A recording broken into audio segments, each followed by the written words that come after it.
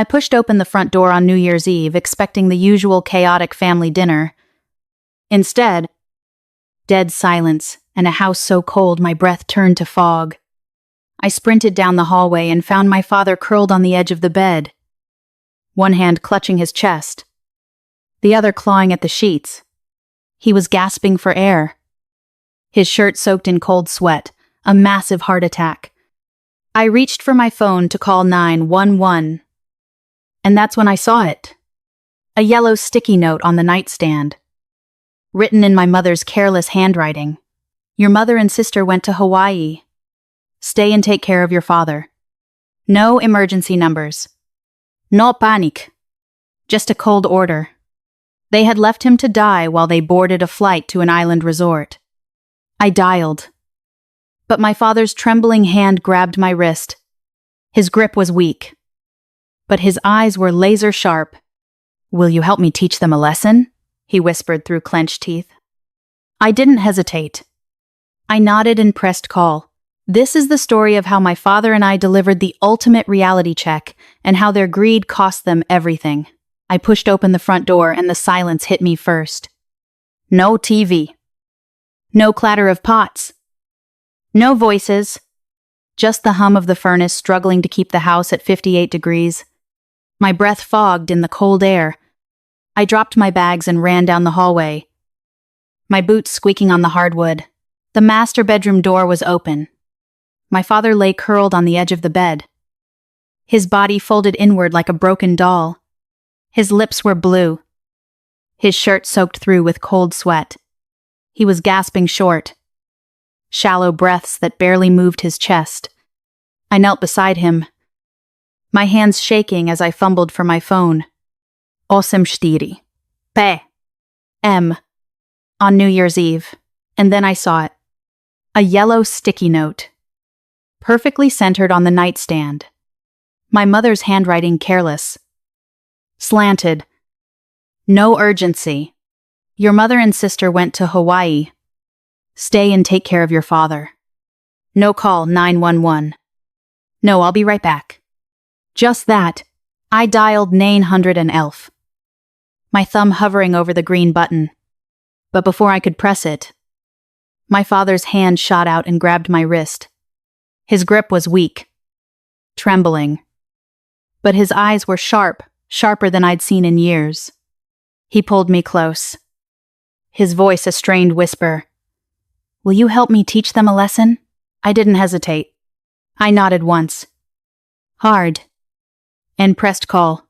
Have you ever had to choose between keeping the peace and keeping your self-respect? Because right then, I knew the answer. The operator's voice crackled through the speaker. 911. What's your emergency? I gave the address, described the symptoms, kept my voice steady while my father's hand still gripped my wrist. The ambulance arrived in 7 minutes. They loaded him onto a stretcher. And I followed. The yellow note still stuck to my memory like a brand. The ambulance siren faded as we pulled into the ER bay at 8:37 p.m. I stayed by his side through the chaos, paramedics shouting vitals. Nurses inserting IV lines. The oxygen mask fogging over his face. They wheeled him into a trauma bay. And I was pushed back into a waiting area. I sat on a hard plastic chair, staring at the yellow sticky note I'd folded into my pocket. Hours passed. Sometime after midnight, a nurse led me to the ICU. The room was small. Jing. Filled with the steady beep of a heart monitor tracking every beat. My father lay in a hospital bed. Wires taped across his chest. A clear tube delivering oxygen into his nostrils. The rhythmic noise was the only proof he was still alive. I sank into a stiff plastic chair beside the bed and didn't sleep. Early the next morning, the door hissed open. Dr. Eris, the attending cardiologist, walked in, holding a clipboard. He was tall, gray-haired, with calm eyes that didn't hide the gravity. He pulled up a stool and sat close. His voice low. Your father suffered a severe myocardial infarction, he said. A massive heart attack. The blockage was almost complete. If the ambulance had arrived 5 minutes later, he would not have survived the night. 5 minutes. That note. That flight. I felt the words land like stones in my chest. Doctor. Pause. Letting me process. Then he handed me a stack of admission forms. We need a designated emergency contact and a medical decision maker on file, he said. I took the clipboard and stood up. My legs felt hollow as I walked into the bright hallway. The paper had a blank line next to emergency contact. I thought of my mother and sister thousands of miles away. Sipping champagne on a Maui patio? They hadn't left a phone number. They hadn't called to check. They were completely unreachable. I picked up the pen from the nurse's station. My hand didn't shake. I wrote my own name on the line. Chelsea Rowland. Sole emergency contact. Sole medical decision maker. I signed the bottom, dated it, and handed the form back to the nurse without a word. Back in the ICU. I resumed my place beside the bed. The monitor kept its steady rhythm. Beep, beep, beep. My father's chest rose and fell. I watched his face, pale against the white pillow, and thought about what Dr. Aries had said. 5 minutes. That was the difference between life and death. And the two people who should have been in this room had chosen a resort over his life. I didn't cry. I just sat there, listening to the beep, waiting for him to wake up. A few hours later, around 10 in the morning, I saw his eyelids flutter. The motion was small, barely a twitch, but I was watching every breath. I leaned forward, my hand hovering near his arm. He groaned. A low, throaty sound, and slowly blinked against the harsh fluorescent lights. The monitor beeped steadily, but his pulse quickened as consciousness returned. He turned his head, scanning the small room. His gaze landed on me, then drifted past to the empty chairs. The bare walls, the sealed door. Where is Diane? He asked. His voice rasped and thin. The question hung in the air, fragile as glass. I didn't speak. I looked down at my own hands, folded in my lap, and let the silence answer for me. I watched his face change, first confusion, then a slow, dawning understanding that settled into his bones. He didn't need an explanation. My stillness told him everything. He reached for his phone on the bedside table. His fingers trembled, but he didn't waver. I wanted to stop him, to protect him from the hurt I knew was coming. But his look left no room for argument. I handed him the device. He unlocked the screen and opened his social media feed. His thumb scrolled once, twice, then stopped. I saw the glow of the image reflected in his tired eyes, a photo that hadn't been there 6 hours ago. My mother Diane and my sister Sabrina sat on a sunlit patio in Maui. Crystal champagne glasses raised, wide smiles that could have fooled anyone. My mother held a glass of something expensive, her other hand resting on a pile of shopping bags. The caption read, "Escaping the freezing winter. Enjoying the real life on the island." There was no mention of my father. No worry. No concern. The heart monitor beside him beeped a little faster, a spike in rhythm that the nursing station might have picked up. But he did not yell. He did not throw the phone. He pressed the power button, placed the device face down on his chest, and stared at the white ceiling tiles. The room fell silent except for the beep. I sat frozen, waiting for an explosion. But it never came. Instead, I watched something break inside him. All the excuses he had made over the years. She's stressed. Sabrina needs a break. It's just how they show love collapsed like a house of cards. He had spent decades defending their selfishness. And now, the evidence was pinned to his chest, printed in pixels. Have you ever had to watch someone you love finally see the truth about the people they trusted? It's not relief. It's grief. Raw and quiet. for the lies they told themselves. He turned his head slowly, his eyes finding mine. The warmth that usually lived in them was gone, replaced by something cold and sharp. He took a slow breath, winced, and spoke in a low, definitive whisper. There's something hidden under the floorboards in my home office. Go get it. And whatever you do not let your mother or your sister know. The excuses had officially run out. I drove back to our dark house within the hour. The streets were empty. Streetlights casting long shadows across the frozen asphalt. Every red light felt like an eternity. I didn't turn on the radio. I didn't even breathe deeply until I pulled into the driveway and killed the engine. The house loomed black against the winter sky. No porch light. No warm glow from the living room. Just dead. Hollow darkness that seemed to press against the windows. I fumbled for my keys, unlocked the front door, and stepped inside. The silence hit me like a wall. No hum of appliances.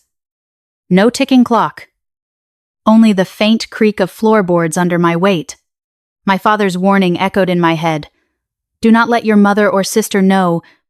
They were still thousands of miles away. But I moved as if they could walk in at any second. I didn't turn on the hallway lights. I navigated by the dim glow of my phone screen. Past the kitchen. Past the living room. Straight to the home office at the end of the hall. The door was closed. I twisted the brass knob, pushed it open, and stepped into the pitch-black room. My hand found the wall switch, but I hesitated. Light from under the door would be visible from the street.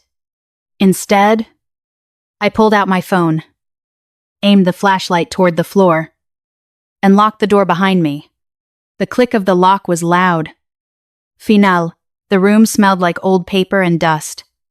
My father's oak desk dominated the center, massive. Dark wood, cluttered with stacks of bills and a dead plant. No one had watered in weeks. I knelt on the cold hardwood, the flashlight beam sweeping across the floor. The third plank from the left, that's what he had said. I pressed my fingers against the wood, feeling for an edge. A lip. Anything that felt wrong. The first two planks were solid, nailed down tight. I crawled forward, knees aching against the unyielding floor. My thumb traced the seam between the third and fourth planks, and then I felt it a slight give. A warped edge where the wood had shifted over time. The plank was uneven, raised just a fraction of an inch higher than the one next to it. I shone the light directly on the gap. A thin line of shadow ran along the left side, barely visible unless you were looking for it. I pressed harder, and the board dipped slightly under my weight. This was it. My heart hammered against my ribs.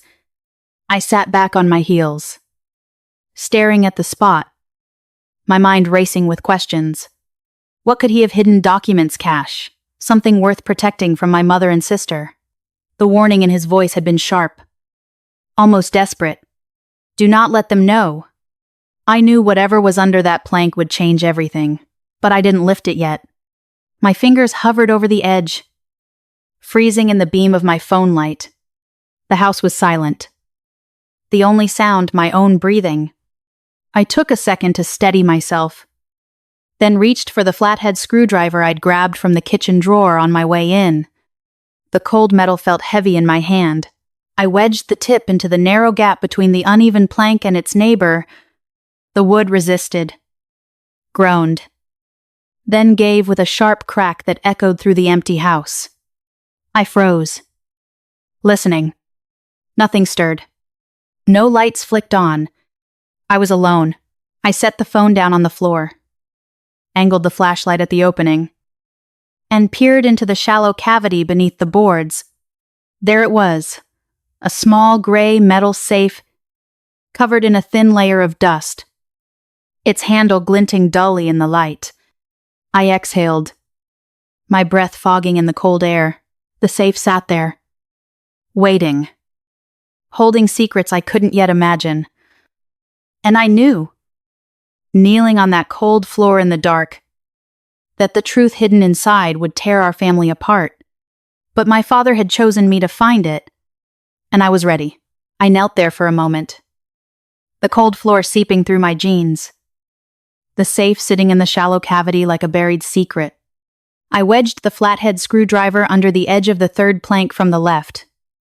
Just as my father had instructed, the wood groaned, then popped up with a sharp crack that seemed too loud in the dead silence of the house. I lifted it aside and reached into the dusty space. The safe was smaller than I expected, about the size of a shoebox, but heavy. Metal cold against my fingers. I pulled it out, brushed off the dust, and held it in my hands. It felt solid. Final. I didn't open it there.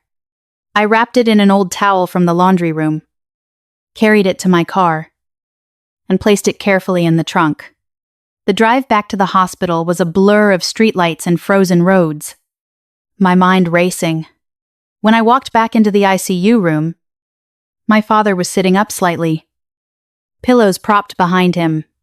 His face was pale, but his eyes were sharp, watching the door, as if he'd been counting the minutes.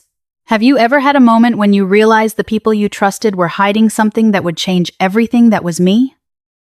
Right then, I set the gray safe on the rolling tray table beside his bed. My hands were steady now, but my heart pounded. I got it, I said softly. He nodded, then slowly reached out and entered a 4-digit combination I couldn't see. The lock clicked loudly, and he lifted the lid. I leaned forward, expecting cash or jewelry. Instead, the safe was filled with thick manila folders, each marked with official red stamps, court seals, and notary signatures. My father pulled out the top folder, his hands trembling slightly, and took a deep, shaky breath before speaking. Your grandfather, Theodore, was a very private man. He passed away a few months ago. I listened in stunned silence as he explained that Theodore had quietly built a massive portfolio of real estate and corporate investments. The legal probate process had taken months. The final confirmation papers had arrived just weeks ago. He handed me a printed summary sheet. The numbers listed on the page were staggering $24 million in assets, plus the deed to a waterfront villa on Lake Mendota. But what he said next made my blood run cold. Under Wisconsin law, inherited wealth is considered separate property. It does not belong to the marital estate. Diane has absolutely no legal right to touch a single cent of this money. Your mother and sister know nothing about this inheritance. I kept it quiet to see how things would play out. I stared at the documents, the weight of the secret pressing down on me, and I knew our lives were about to change forever. He opened the file and handed me a printed summary sheet. The numbers on the page were staggering: $24 million in inherited assets, fully secured in a financial trust, plus the deed to a massive waterfront villa on Lake Mendota. My father's voice was flat, clinical, as if he were reading a weather report. Under Wisconsin law, inherited wealth is considered separate property. It does not belong to the marital estate. Diane has absolutely no legal right to touch a single cent of this money. I stared at the paper, my fingers tracing the embossed seals. The probate process had taken nearly 8 months because the portfolio was so complex: commercial real estate, corporate investments, and a trust fund Theodore had set up decades ago. The final confirmation papers had arrived just 3 weeks ago. My father had kept it all secret, waiting to see how our family would behave before making any permanent decisions. He watched me absorb the numbers, then reached for his leather wallet on the bedside table. His fingers trembled as he pulled out a worn family photograph, the 4 of us from over a decade ago. He didn't show it to me, just stared at it, his thumb tracing the faded edges. I kept quiet because I wanted to observe how things would play out. He said, his voice cracking, "Now I know." The heart monitor beeped steadily in the background. I looked from the photo to the legal documents, the weight of the secret pressing down on me. Have you ever discovered a secret that changed everything you thought you knew about your family? Because right then, I realized the quiet battle we were about to fight and that the law was on our side. The inheritance was untouchable. And my mother and sister had no idea what was coming. He stared at the photograph for a long time, his thumb moving slowly across the faded faces. First, across Diane's smile. Then Sabrina's. Then mine, a ghost, tracing over memories that no longer matched the people in that frame. The fluorescent hospital lights made the photo look yellowed, older than it was. He let out a breath that seemed to carry 30 years of weight. I gave them everything, he said, his voice barely above a whisper, hoarse from the intubation tube. Every bonus, every promotion, every inheritance from small things your grandmother left me. I poured it all into their vacations, their cars, their clothes. I never once said no. He paused, and the monitor beeped twice before he continued. And the moment I became a burden, the moment I couldn't write a check or drive them to the mall, they left me to die on a bed in a freezing house while they sipped champagne on Maui. His thumb stopped on his own face in the photograph, the younger man who still believed in his family. Then he set the photo down and turned to me, his eyes wet but fierce. He reached out and grabbed my hand, his grip stronger than I expected after the heart attack. His palm was warm against mine. I'm not letting them take this, he said, his voice steady now. No tremor. I need to protect you. Chelsea, you're the only one who actually cares about me. The only one who showed up? Have you ever been the only one left in a room that should have been full of people, the only one who didn't run when the sirens started because that was the moment I realized how alone we both had been? And how much power we were about to take back. I squeezed his hand back, my own eyes stinging. Then we don't give them time to fight it, I said. We need to act fast. Call the estate attorney before their flight lands. That Thursday afternoon, the heavy door of the hospital room swung open with a soft hiss of hydraulics. I looked up from the chair beside my father's bed. Attorney Mr. Vance stepped in first. A man in his late 50s with silver hair, combed neatly back, wearing a charcoal suit that looked expensive even under the harsh hospital lights. He carried a thick leather briefcase in one hand, the kind with brass locks and worn edges from decades of use. Two other professionals followed closely behind him, a woman in her 40s with a notary public badge clipped to her blazer, and a younger man in a plain navy suit who introduced himself as the independent witness required by state protocol. Mr. Vance shook my father's hand firmly. Then mine, but said very little. He was all business. He placed the briefcase on the rolling tray table but did not open it. Not yet. The notary and the witness took their positions near the window, standing with their hands clasped behind their backs, waiting, before Mr. Vance could even reach for the latches. The door opened again.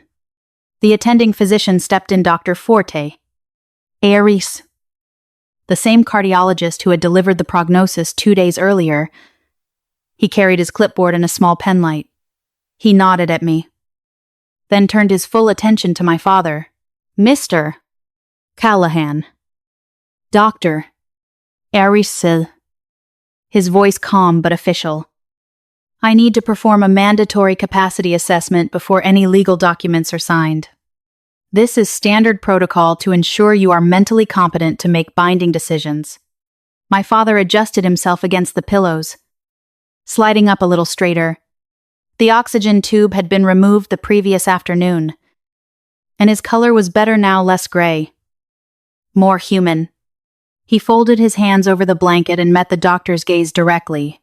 Ask your questions, my father said. His voice was steady. No hesitation. Doctor, Aries began. What is your full legal name? Marcus Theodore Callahan. What is today's date? Thursday, January 3rd, 2024. And where are you right now? University of Wisconsin Hospital. 4th floor. Cardiac intensive care unit. Room 412. The doctor glanced at his clipboard, made a small note, then continued. Can you tell me the purpose of this meeting? My father didn't flinch. I am finalizing my estate planning to protect my separate assets and ensure they are distributed according to my wishes. Specifically, I am establishing an irrevocable trust. Doctor, Aries asked 2 more questions: my father's date of birth, and the name of the current U.S. president. My father answered both correctly without a pause. The doctor then asked him to repeat a short phrase back, and to perform a simple subtraction task, count backward from 100 by 7s. My father did it without stumbling, his voice clear and confident through every number. Doctor. Aries straightened up, clicked his pen, and wrote a final note on the medical chart. He looked at my father, then at Mr.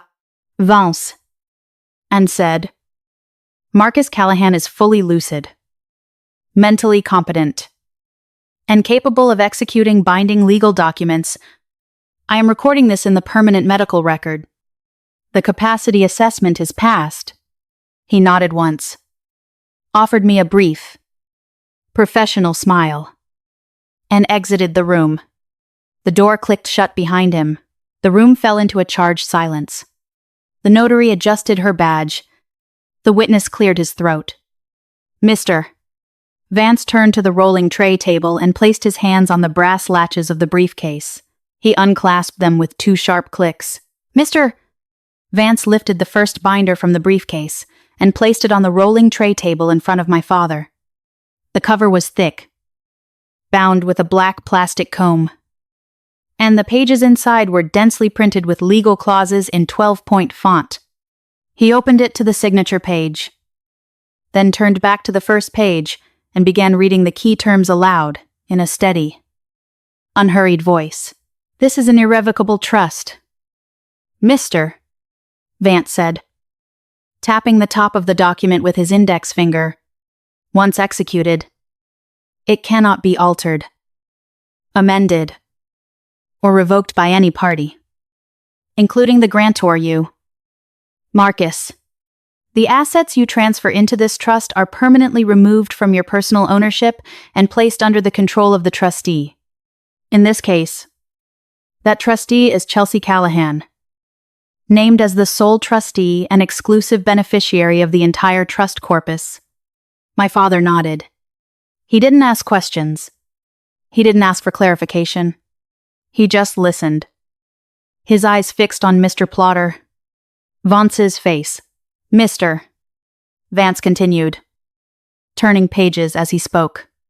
The trust will hold the full sum of $24 million in liquid assets, currently held in the estate account at First Wisconsin Bank, plus the official deed to the Lake Mendota waterfront villa, certified, recorded, and transferred into the trust's name. These assets will be shielded from any marital claims, divorce proceedings, or future legal challenges. Your signature here, and here. And here he pointed to 3 separate lines on 3 separate signature blocks will permanently transfer ownership. The notary will stamp. The witness will sign. Within 20 minutes, the transfer will be legally cemented. He slid a black pen across the table. My father picked it up. His fingers were steady, no tremor, no hesitation. He leaned forward against the pillows and pressed the pen to the first signature line. The scratch of ink on paper was the only sound in the room. He signed his full name, Marcus Theodore Callahan. Then he turned to the second page. Signed again. The third page. A third signature. Each one deliberate, each one final.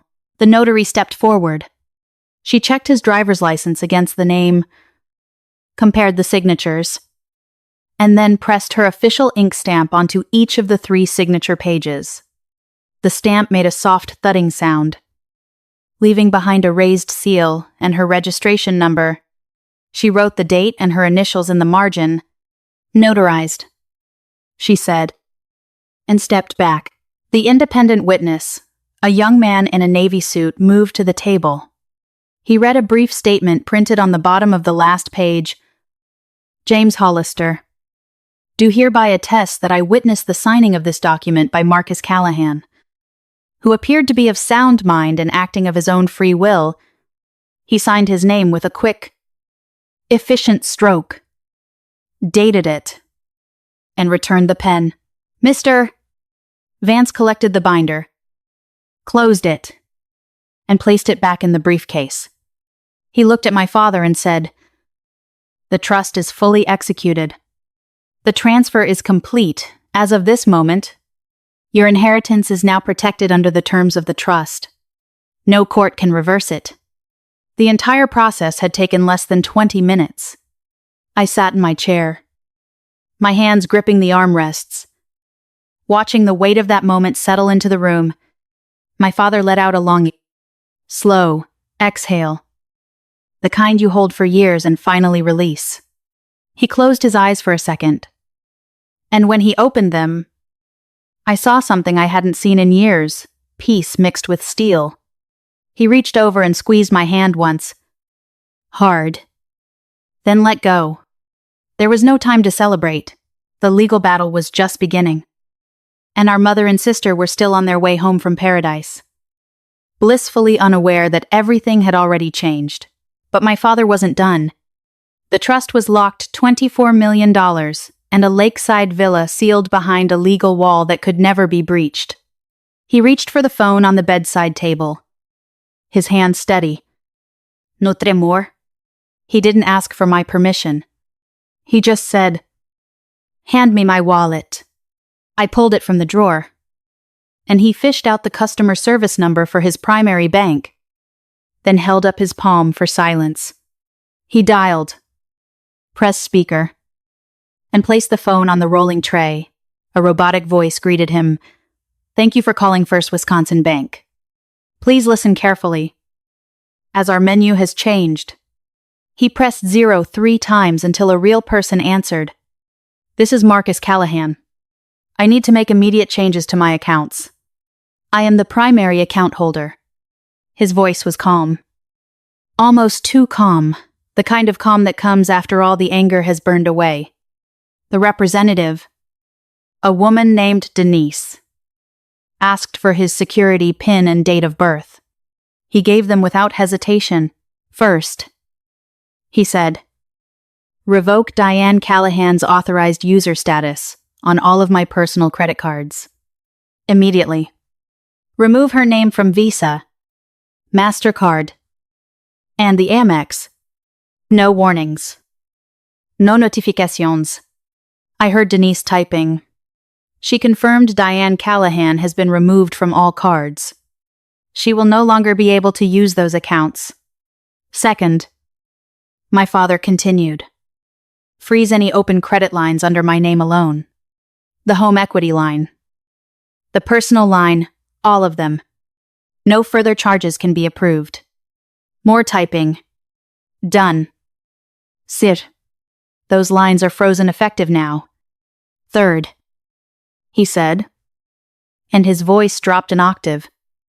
Initiate a wire transfer of my entire retirement fund, the IRA and the 401k from my former employer into a new individual account.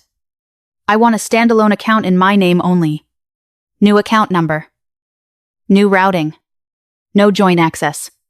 Denise paused. That will take 24 hours to process. But I can start the request now. You'll receive a confirmation by email. Do it, he said. Then he delivered the final blow. Do not close the joint checking account or the joint credit card account. Leave them open. But cut off my contribution? I want no further deposits from my payroll or personal funds going into those accounts. From this moment forward, any charges made on those joint accounts are the responsibility of the other signatory. Denise confirmed that change as well. He ended the call without a thank you. The screen showed the time 3:47 p.m. The bank had confirmed every change effective immediately.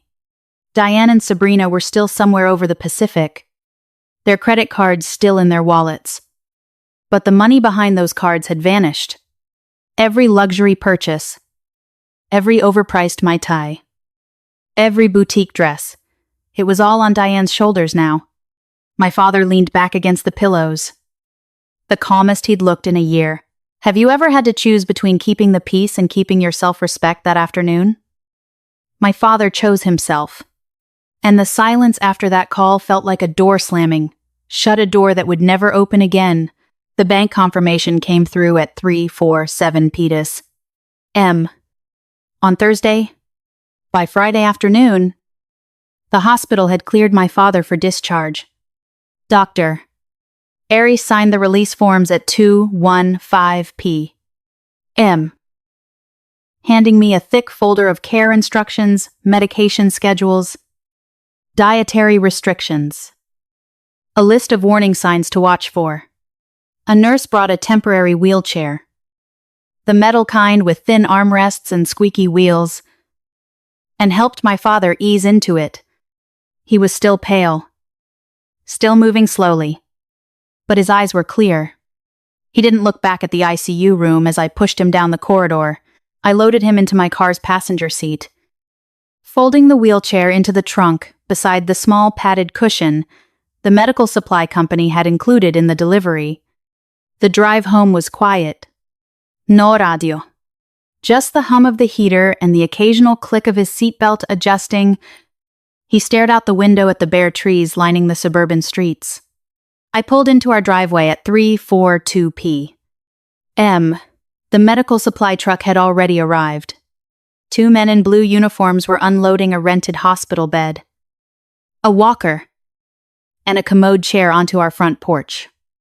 I unlocked the door and directed them to set up the bed in the living room, near the bay window where my father could see the street but also rest. They worked quickly, adjusting the rails and plugging the adjustable headboard into the wall. The whole affair took 20 minutes. Then they were gone, and the house fell silent again. I helped my father out of the wheelchair and onto the rented bed. He breathed heavily but didn't complain. I propped pillows behind his back, placed his medications on the side table, and filled a glass of water. He looked around the living room, the same room where his wife had abandoned him 4 days earlier, and said nothing. The absence of their presence weighed on the walls. We both felt it. This return wasn't a homecoming. It was a pit stop. That evening, I heated up a can of soup and brought it to him on a tray.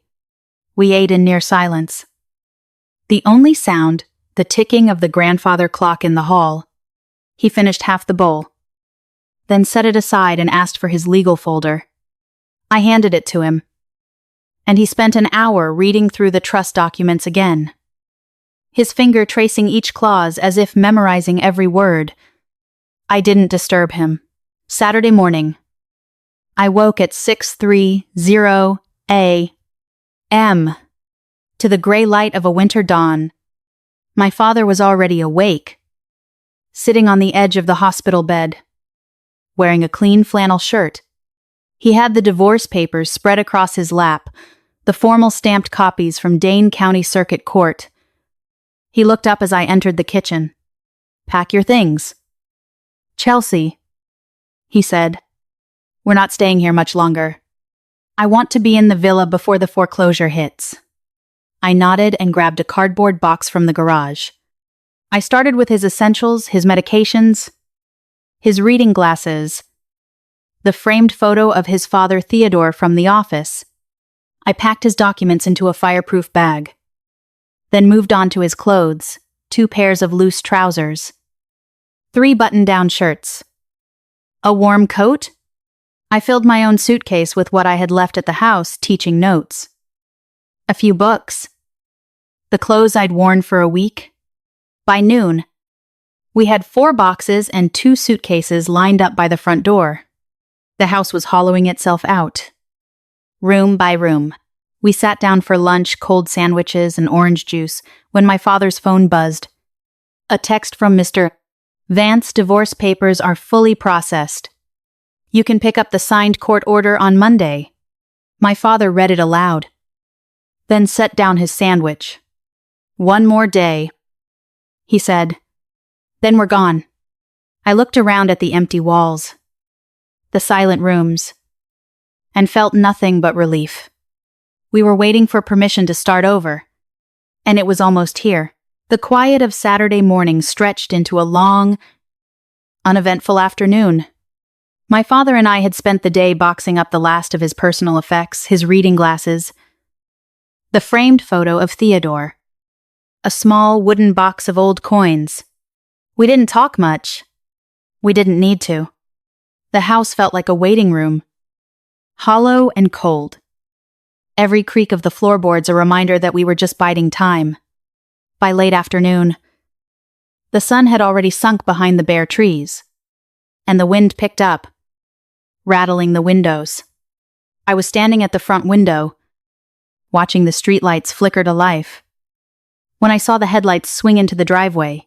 A yellow taxi from Dane County Regional Airport pulled up with a crunch of tires on frozen gravel.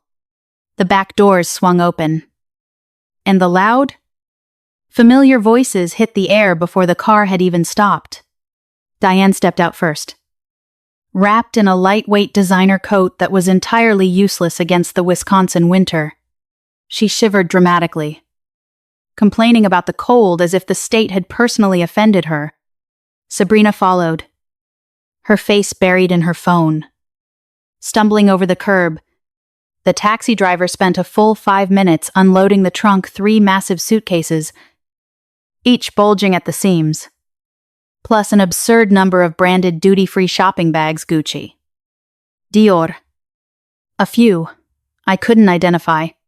They stood on the driveway, arms crossed, griping about the temperature. The taxi driver, the long flight from Maui.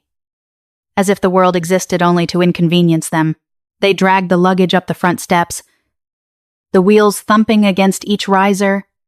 Diane pushed the door open and dropped 2 of the shopping bags onto the floor with a thud. She kicked off her sandals, designer sandals. Of course, because who packs boots for a trip to a luxury resort? And let out a long, exasperated sigh. Sabrina rolled her suitcase directly into the center of the hallway, blocking the path to the kitchen. She tossed her sunglasses onto the entryway console. Not even bothering to look where they landed, neither of them called out. Neither of them asked about my father. Not a single word about his heart attack, his hospitalization, or whether he was even still alive. I stood at the edge of the hallway, watching them. They moved through the house as if they owned it. As if 3 days of silence from a dying man were perfectly normal. Sabrina finally glanced up and noticed me. Her eyes swept the room, the stack of medical paperwork on the coffee table, the folded blanket on the sofa, the prescription bottles on the side table. Her face twisted into a mask of disgust. "What a mess," she said, her voice sharp and impatient. "You were supposed to stay here and take care of Dad. Not turn the place into a dump? How are we supposed to relax in this environment? You're completely ruining the New Year vibe with all this depressing clutter." She didn't wait for me to respond. She snapped her fingers. "Grab these duty-free bags and carry my suitcase up to my bedroom. Be careful with the white ones. There are fragile glass bottles in there. And clear off that coffee table immediately. I need to sit down and sort through my shopping receipts. Have you ever had to stand in your own home and watch someone treat you like hired help? While the person they were supposed to care about lay recovering from a heart attack just a few rooms away, I didn't move." Diane walked up behind Sabrina, unbuttoning her coat and draping it over a chair. "Listen to your sister. Chelsea," she ordered, her tone tired but still commanding. "We're exhausted from traveling. We need this house clean and we need some hot tea. Hurry up, you've had all week to keep things tidy." I didn't reach for the bags. I didn't step forward. I crossed my arms over my chest, planted my feet firmly on the hardwood, and met their eyes with a cold, steady glare. My absolute refusal to obey their commands sent a flash of genuine anger across my mother's face. She opened her mouth to unleash a harsh lecture about respect and obedience, but before she could utter a single word, the distinct squeak of rubber wheels echoed from the kitchen. Diane and Sabrina froze. They turned their heads toward the sound, My father rolled his wheelchair out of the kitchen shadows and into the bright hallway light. He held a solid wooden cane in his right hand. He did not look weak. He did not look forgiving. He raised the cane and struck the heavy brass tip forcefully against the hardwood floor. The sharp crack echoed through the house, silencing them instantly. The squeak of rubber wheels grew louder, cutting through the frozen air like a blade. Diane and Sabrina turned in unison, their mouths half open, arms still raised in frustration. From the dark mouth of the kitchen hallway, my father rolled his wheelchair into the bright light of the entryway. He moved slowly, deliberately, each rotation of the wheels grinding against the hardwood floor. In his right hand, he gripped a solid wooden cane not for support, but as a weapon. The brass tip gleamed under the ceiling lamp. He stopped at the threshold, directly between us and them. Without a word, he lifted the cane and brought it down. The sharp crack of metal against wood rang through the house like a gunshot. The sound was so sudden, so authoritative, that both Diane and Sabrina flinched. Their demands died in their throats. The shopping bags rustled as Sabrina's grip loosened. "Sit down. All of you." My father's voice was low, measured, completely stripped of the warmth and patience he had carried for decades. It was the voice of a man who had already won. Diane opened her mouth again. But before she could form a word, the door to the home office clicked open. Mr. Vance stepped out, his leather briefcase in hand. He didn't glance at the women. He walked past them as if they were furniture, crossed the living room, and lowered himself into the armchair opposite the sofa. He placed the briefcase on his knees and unclasped the lock with a metallic snap. The two women stood frozen, their luggage scattered around them, the scent of coconut lotion and new leather filling the hallway. Their earlier arrogance had evaporated, leaving behind confusion and the first flicker of genuine fear. Have you ever watched someone who believed they held all the power suddenly realize they had been standing on a trapdoor? That moment is both terrifying and liberating, and I savored every second of it. Diane's hands trembled as she slowly sank onto the edge of the sofa. Sabrina followed, her eyes darting between her father and the lawyer, her jaw tight. They sat like school children called to the principal's office, their shopping bags still scattered across the floor. No one reached for the duty-free items anymore. No one demanded hot tea. My father set the cane across his lap and said nothing. He simply watched them, his gaze cold and patient. "Us, mister." Vance pulled 2 stapled packets from the briefcase and slid them across the glass coffee table. The papers landed with a soft scrape. The final stage of the lesson had begun. "Mister." Vance placed the 2 stapled packets onto the glass coffee table with a deliberate, unhurried motion. The edges of the papers were crisp, fresh from a printer, and the top sheet of each bore a bold red stamp official copy. Diane and Sabrina stared at them as if they were live grenades. No one reached for the packets. "Mister." Vance let the silence stretch for exactly 3 seconds before he spoke. "Under Wisconsin probate law, the estate of Theodore Callahan, deceased, has been fully settled," he began, his voice flat and clinical, as though he were reading a weather report. The decedent's will designated his son, Marcus Callahan, as the sole inheritor of the entire estate. The assets include approximately $24 million in liquid holdings, commercial real estate, corporate equities, and the full deed to a waterfront villa on Lake Mendota, valued independently at $3.2 million. He paused, letting the numbers sink in. Diane's breathing quickened. Sabrina leaned forward, her eyes locked on the papers. "Mr. Callahan, exercising his full legal right as sole beneficiary, has transferred every single asset from the estate into an irrevocable trust, established this past Thursday. The trust instrument names Chelsea Callahan as the sole trustee and exclusive beneficiary, no other party spouse, sibling, or otherwise holds any legal claim to the trust corpus. Mr. Vance reached forward and tapped his index finger on page 3 of the top packet. Clause 7.4. The transfer is finalized, properly notarized by a certified public notary, witnessed by an independent third party, and legally binding under Wisconsin Statute 701. The trust cannot be altered, contested, or revoked by any person, including the grantor. He lifted his finger and sat back. Diane's hand hovered over the packet as if it might bite. She picked it up by the corner, turned it over, and read the first paragraph. The color drained from her face in slow motion. First her cheeks, then her lips, then the skin around her eyes. She dropped the papers onto the glass table as though they had burned her fingers. The pages fanned out, scattering. No, she whispered. No. This can't be real. He left it to Marcus. We're his family. Sabrina snatched the packet from the table, her fingers trembling as she flipped through the pages. She scanned clause after clause, her eyes darting wildly, searching for a loophole, a misprint, any crack in the legal wall. Her lips moved silently as she read. After 30 seconds, she slammed the packet down. This is not over. She spat, her voice cracking. We will fight this.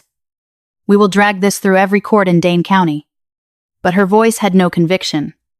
The papers lay on the table, sealed by notary stamps and witness signatures, and we all knew the truth. The money was gone. The villa was gone. And the two women who had spent their lives taking everything were left with nothing but the cold legal ink that proved it.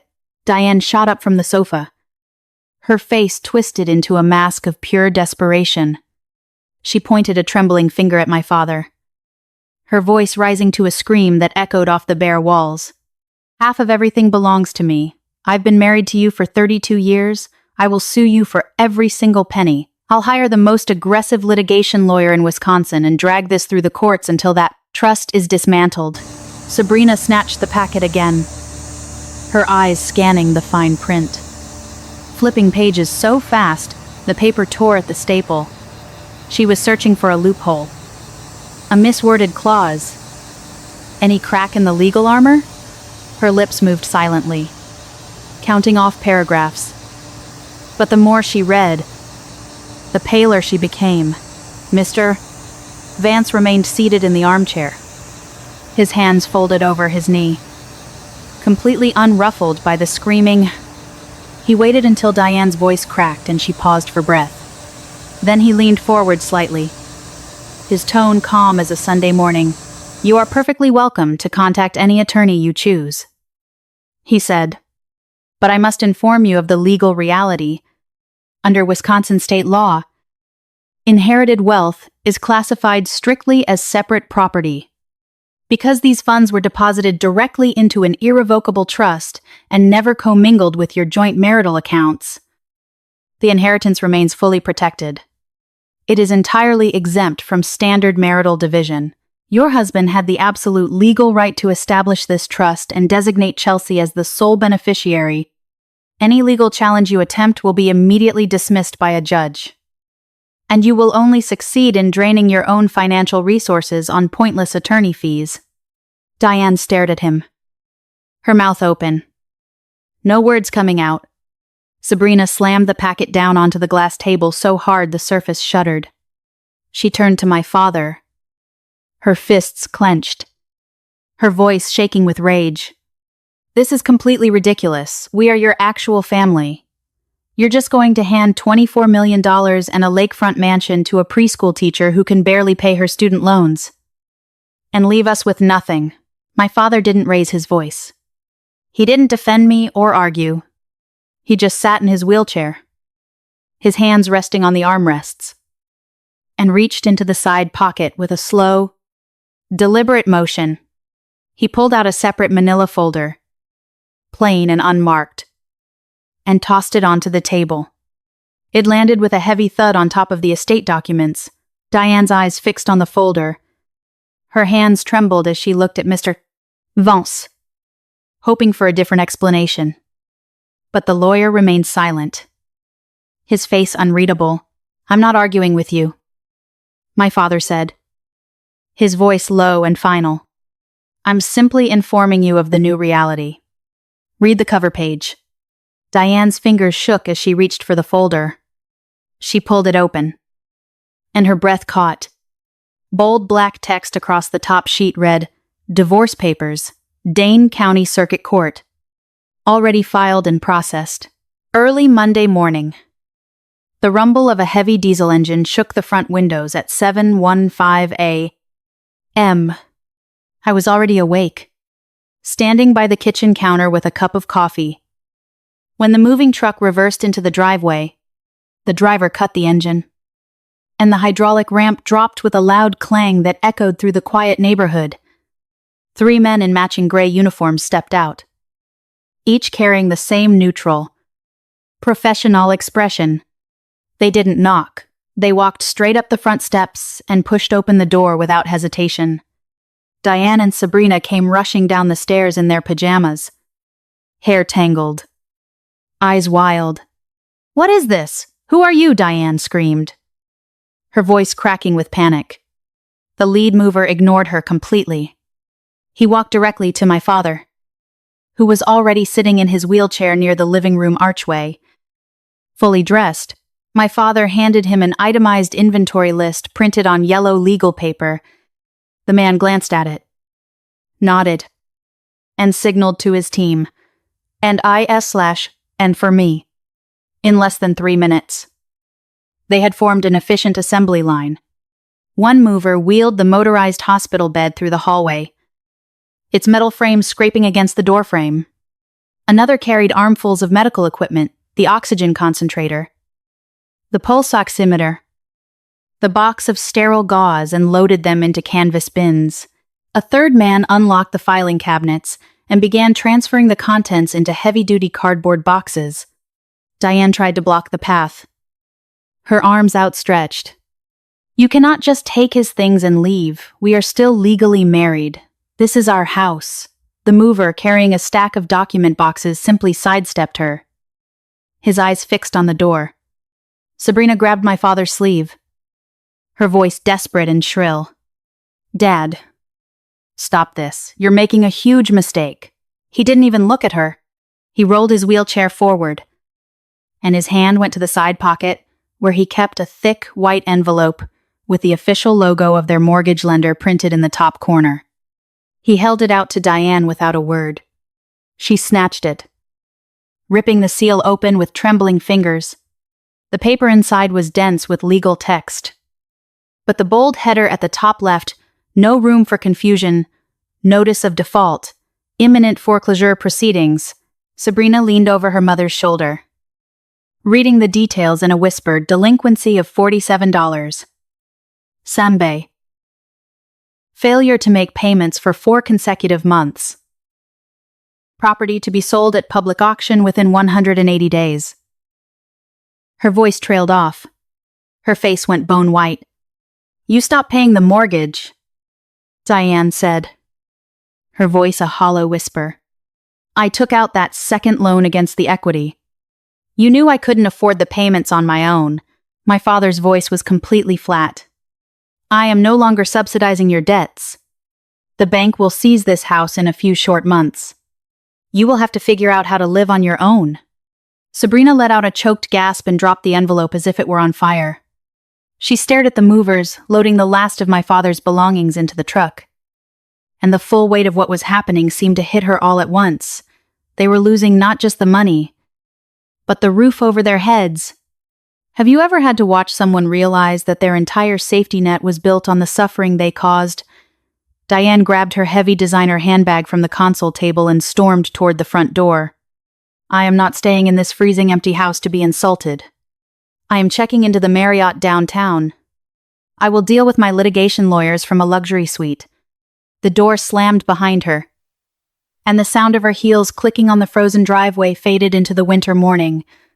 Sabrina stood alone in the hallway, clutching the foreclosure notice, her face pale and her eyes hollow. She didn't look at me. She didn't say a word. I helped my father down the front steps and into the passenger seat of my car. As the movers secured the last boxes and drove away, I started the engine and glanced at the rearview mirror. The house looked smaller, emptier, like a shell that had already been abandoned. I knew exactly what was about to happen across town. I turned the key in the ignition and the engine hummed to life. The dashboard clock read 8:04 a.m. Exactly 20 minutes since Diane had slammed the front door. I had the banking app open on my phone, glowing against the gray morning light. The screen showing all the joint account alerts I'd set up the night before. My father sat beside me in the passenger seat, his breathing steady, eyes fixed straight ahead. He didn't ask what I was doing. He already knew. The notifications hit like clockwork. Adopte chasse M.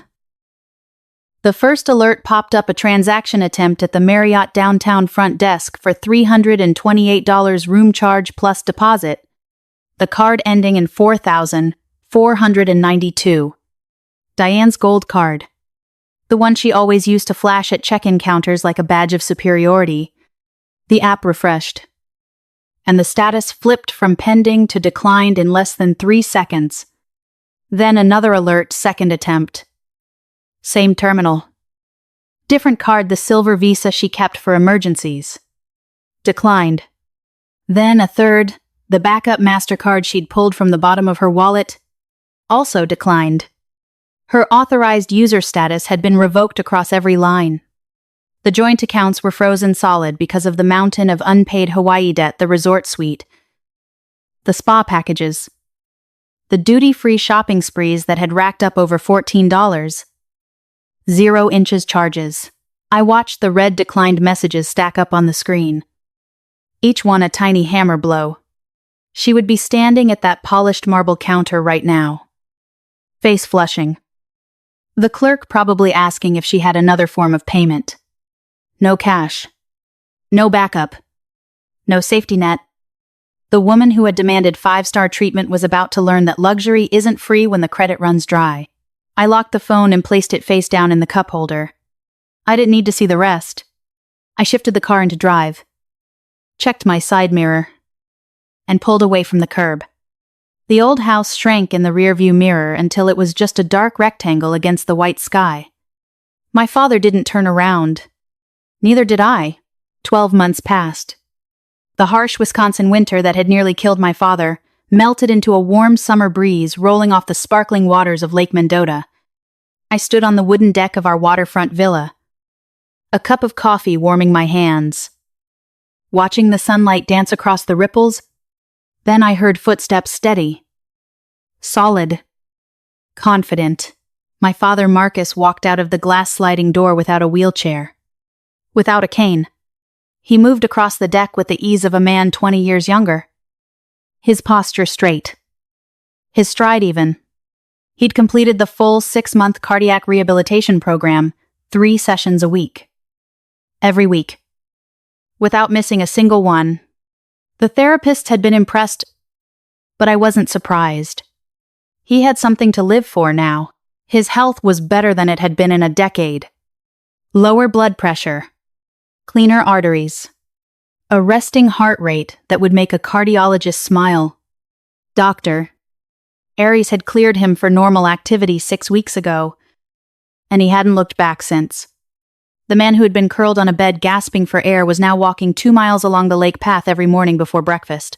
I managed the trust full-time from a home office that overlooked the water. The room had floor-to-ceiling windows, a white oak desk, and a monitor that displayed spreadsheets and portfolio summaries instead of lesson plans. I worked closely with a team of financial advisors and tax professionals, people who had helped me convert the inherited assets into a diversified, growing estate. The trust had not lost a single dollar. It had grown, slowly and steadily. Like the calm that had settled into our lives, our daily life was quiet, stable, peaceful. We drank coffee on the deck in the mornings and watched the sailboats glide across the lake. We cooked dinner together. Simple meals that followed the cardiac diet to the letter. We talked about books, about the future, about the small repairs the villa needed. There was no yelling, no financial stress, no demands for more. More. The only sounds were the lapping of water against the dock and the occasional cry of a loon. After years of constant chaos, the silence felt like a gift. We had earned it. While we settled into our peaceful routine by the lake, the world across town was collapsing. The foreclosure finalized 8 months ago. The bank seized the house, sold it at public auction to cover Diane's second mortgage, and the unpaid balance. They were evicted and forced into a cramped 2-bedroom apartment on the industrial side of the city, where the air smelled of diesel exhaust and the windows rattled every time a freight train passed. Sabrina's desperation drove her to a reckless gamble, desperate for cash to maintain her lifestyle.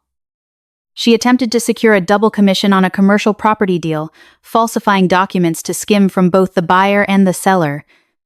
The client discovered the fraud and filed a formal ethics complaint with the state real estate board. The investigation was swift. They found her guilty of gross misconduct and permanently revoked her real estate license. Her career evaporated overnight. Now she works as a retail associate at a dying mall, the one with the cracked parking lot and the food court that's been closed for 2 years. She spends 12-hour shifts folding discounted sweaters on clearance racks, standing behind a register for minimum wage. Her manicured hands now chapped from handling synthetic fabrics. Diane's divorce finalized without a fight. She received zero claim to my father's wealth, not a single dollar from the trust, not a cent from the joint accounts. After 30 years of relying on someone else's income, she had to find a job for the first time. The only position available was night shift receptionist at a budget roadside motel off the interstate, from midnight to 8 in the morning. She stands behind a pane of bulletproof glass, handing out cheap plastic key cards, processing credit cards that get declined, and dealing with exhausted travelers who complain about stained carpets and broken AC. She works holidays, weekends, the graveyard shift just to scrape together enough for half the rent. Neither of them has tried to contact us. Not a phone call, not a text, not even a silent apology. That absolute silence is the final proof my father and I needed. We were never family to them. We were just tools they used to fund their illusions of luxury. And now, those tools are gone. Now I live in a world of morning coffee on a wooden deck, watching the sun rise over Lake Mendota. The only sounds are the lapping of water and the occasional cry of a loon. My father walks without a cane now, steady, strong. I'm reborn. We don't talk about them. We don't need to. The silence is a gift. Across town, the woman who once demanded champagne on Maui now stands behind bulletproof glass at a budget motel, handing out plastic keycards to strangers at 3 a.m. Her daughter, the former real estate queen, folds discounted sweaters for minimum wage in a dying mall. The foreclosure ate their house. The debt ate their future. They never called. Not once. Greed destroys the greedy, leaving them with exactly the hollow they carved for themselves. True family isn't blood. It's the person who stays when there's nothing to gain. If you've ever had to cut ties with someone who only saw you as a resource, drop a comment and tell me your story. Hit like and subscribe so we can keep sharing these moments of quiet justice. Thank you for listening until the very end.